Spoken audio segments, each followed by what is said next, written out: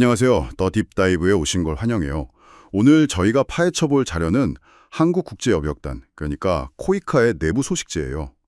사실 코이카 하면 막연하게 다른 나라 돕는 곳, 이 정도로만 생각하기 쉽잖아요. 근데 오늘 이 자료들을 쭉 훑어보니까 흥미로운 질문이 하나 생기더라고요. 기후변화나 팬데믹처럼 위기는 복합적이고 기술은 하루가 다르게 변하는데 과연 정부의 원조기관은 어떻게 살아남고 또 적응해 나갈까요? 오늘 이 소식지에서 그 청사진을 한번 찾으려고 합니다. 네, 아주 정확한 질문이에요. 오늘 살펴볼 소식들이 바로 그 질문에 대한 뭐랄까 코이카의 대답이라고 할 수 있거든요. 언뜻 보면 외교회의, 기술포럼, 기업수상, 봉사단 협약 이게 다 제각각인 것 같지만 이걸 엮어보면 하나의 거대한 전략이 보여요. 저는 이걸 일종의 개발협력 스택, 그러니까 디벨롭먼트 스택이라고 부르고 싶어요. 맨 위에는 외교 같은 큰 그림의 전략이 있고 그 중간에는 기술이라는 핵심 도구가, 그리고 맨 아래에는 현장의 인력과 우리 사회의 참여라는 아주 단단한 기반이 받쳐주는 그런 구조죠. 개발협력 스택이라니, 그거 흥미로운데요? 그럼 그 스택의 맨 위, 가장 큰 그림부터 시작해볼까요? 코이카가 믹타, MIKTA라는 중견 5개국 협의체와 고위급 회의를 열었다는 소식이 있네요. 한국, 멕시코, 인도네시아, 튀르키예, 호주. 근데 솔직히 말하면 이런 다자협의체 회의 그냥 모여서 좋은 얘기하고 끝나는 경우도 많잖아요. 이게 기존의 다른 협의체랑 정말 다른 점이 있나요? 그런데 믹타는 확실히 결이 달라요. 전통적인 원조는 잘 사는 나라가 어려운 나라를 돕는 일종의 수직적인 관계였잖아요. 하지만 믹타 5개국은 경제 규모나 국제적 위상이 비슷해요. 누가 누굴 일방적으로 돕는 게 아니라 비슷한 고민을 가진 중견 국가들이 수평적으로 모여서 우리끼리 쉬를 합쳐서 더 효율적인 모델을 만들어 보자고 하는 거죠. 이번 회의에서 나온 핵심 키워드가 바로 삼각협력이에요. 삼각협력? 그게 그러니까 A, B 두 나라가 C 나라를 도는다는 건가요?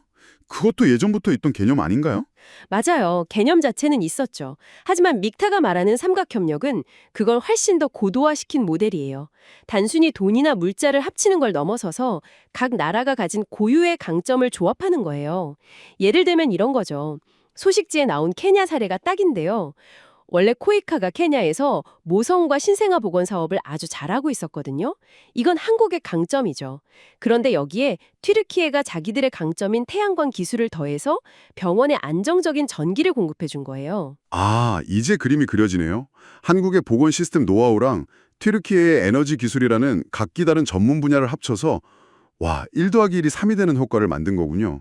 이건 단순히 돈을 2배로 내는 것과는 차원이 다른 이야기네요. 바로 그거예요.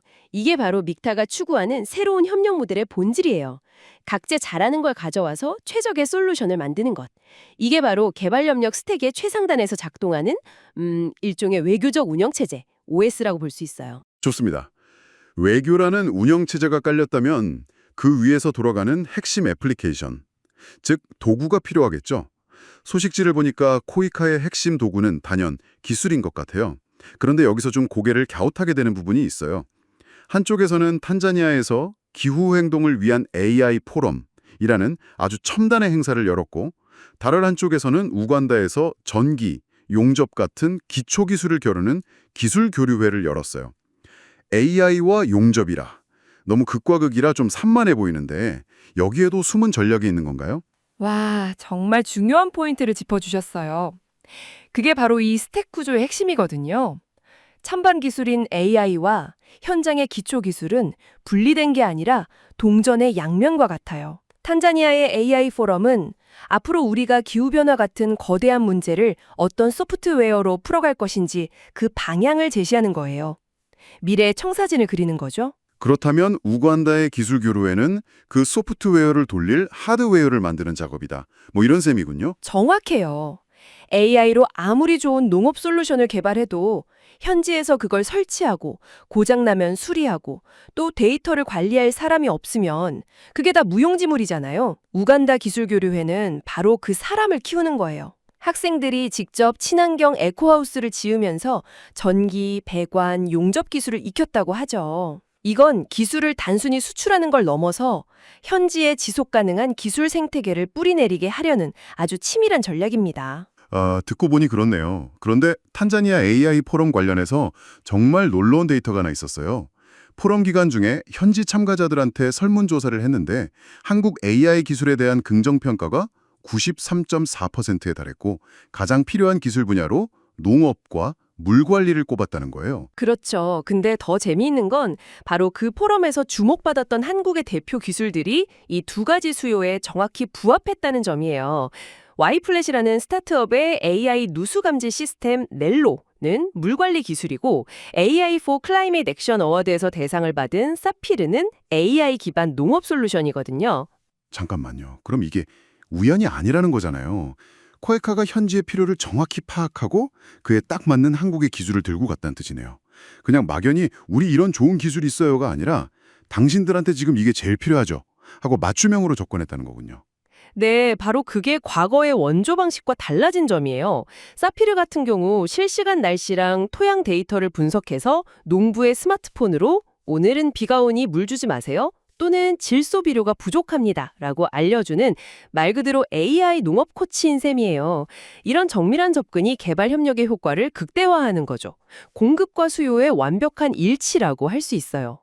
이렇게 정밀하게 목표를 맞추는 기술들 정말 대단한데요. 문득 궁금해지네요. 이런 혁신적인 기술을 가진 회사들은 주로 어디서 오는 걸까요? 대기업은 아닐 것 같고 마침 코이카가 혁신 조달 부문에서 국무총리상을 받았다는 소식이 있던데 이게 혹시 관련이 있나요?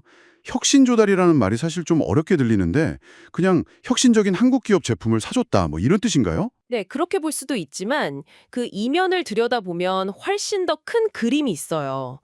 코이카가 국내 혁신 중소기업들에게 일종의 글로벌 진출 엑셀러레이터 역할을 해주는 거예요. 한번 생각해 보세요. 뛰어난 기술을 가진 작은 스타트업이 갑자기 탄자니아나 페루 시장에 진출하기는 거의 불가능에 가깝잖아요. 그런데 코이카의 ODA 사업에 참여하면 현지에서 우리 기술을 실제로 적용해보고 성공 사례, 그러니까 트랙 레코드를 쌓을 기회를 얻는 거죠. 아, 그러니까 코이카가 일종의 다리가 되어주는 거네요. 정부 예산으로 해외 원조도 하고 동시에 국내 중소기업의 해외 진출도 돕는 이야, 두 마리 토끼를 다 잡는 전략이군요. 맞아요. 실제로 지난 5년간 이런 방식으로 48개국에 15개 혁신 제품을 보급해서 약 800만 달러, 우리 돈으로 100억 원이 넘는 수출 성과를 만들어냈어요. 여기서 더 흥미로운 건 이 실증 사업을 해외에서만 하는 게 아니라는 점이에요. 강원도 영월 같은 국내 비수도권 지역에서도 먼저 사업을 진행해요. 잠깐만요. 해외 원조기관이 왜 강원도 영월에서 사업을 하죠? 그게 바로 이 시스템의 똑똑한 점이에요. 해외로 나가기 전에 먼저 국내 지역사회의 문제를 해결하면서 기술의 안정성과 효과를 검증하는 거예요. 이 과정에서 지역 경제도 활성화되고 기업은 국내외 실증 경험을 모두 쌓게 되죠. 강원도에서 검증된 기술이 탄자니아의 문제를 해결하고 그게 다시 우리 기업의 수출 성과로 이어지는 완벽한 선순환 구조가 만들어지는 겁니다. 국내와 국외를 하나로 묶는 거죠. 와, 이건 정말 생각지도 못한 연결고리네요. 외교, 기술, 경제가 이렇게 톱니바퀴처럼 맞물려 돌아가고 있었군요. 자, 그럼 스택의 마지막 단계를 살펴볼까요? 외교 전략, 기술 도구, 경제 엔진까지 다 봤는데 결국 이 모든 건 사람을 위한 거잖아요. 마지막 소식이 바로 그 부분을 다루고 있는 것 같아요. 코이카가 한국건강가정진흥원 그리고 한국사회복지관협회와 MOU를 맺었다는 소식인데요. 다문화 가족이나 저소득층의 해외 봉사 참여를 늘리기 위해서라고요. 네, 이게 어찌 보면 이 개발협력 스택의 가장 기초이자 가장 중요한 부분일 수 있어요. 사실 해외 봉사 같은 좋은 경험은 시간이나 돈이 있어야만 할 수 있는 가진 자들의 특권처럼 여겨질 때가 많았거든요. 정보가 없어서 혹은 방법을 몰라서 시도조차 못하는 분들이 많았죠. 맞아요. 나 같은 사람이 어떻게 하고 지레 포기하기 쉽죠. 바로 그 정보의 격차, 기회의 격차를 해소하겠다는 거예요. 전국에 240개가 넘는 가족센터와 460여 개 사회복지관이라는 이 촘촘한 네트워크를 활용해서 정보가 닿지 않던 곳까지 직접 찾아가서 당신도 할 수 있다고 문을 열어주는 거죠. 이건 단순히 봉사단 참여자를 몇 명 늘리는 차원의 이야기가 아니에요. 국제개발협력이라는 가치를 우리 사회 전체가 함께 공유하고 공감대를 넓혀나가는 과정인 거죠. ODA의 중요한 가치인 포용성을 우리 내부에서부터 실천하려는 의지를 보여주는 겁니다. 상징적인 협약에 그치지 않고 다문화 가족 대상 설명회를 열거나 선발할 때 우대하는 구체적인 방안까지 마련했다고 하니 진정성이 느껴지네요. 그렇죠.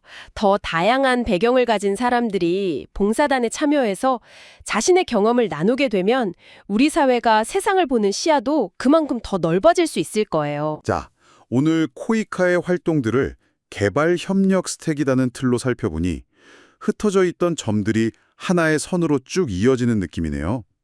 믹타를 통한 고차원적인 외교 전략이 맨 위에 있고 AI와 현장 기술이라는 투 트랙의 기술 이전이 그 중간을 채우고 국내 혁신 기업들이라는 든든한 경제적 기반이 받쳐주면서 최종적으로는 사회적 포용을 통해 더 많은 사람들을 이 활동의 주체로 끌어들이는 정말 입체적인 그림이에요. 맞아요.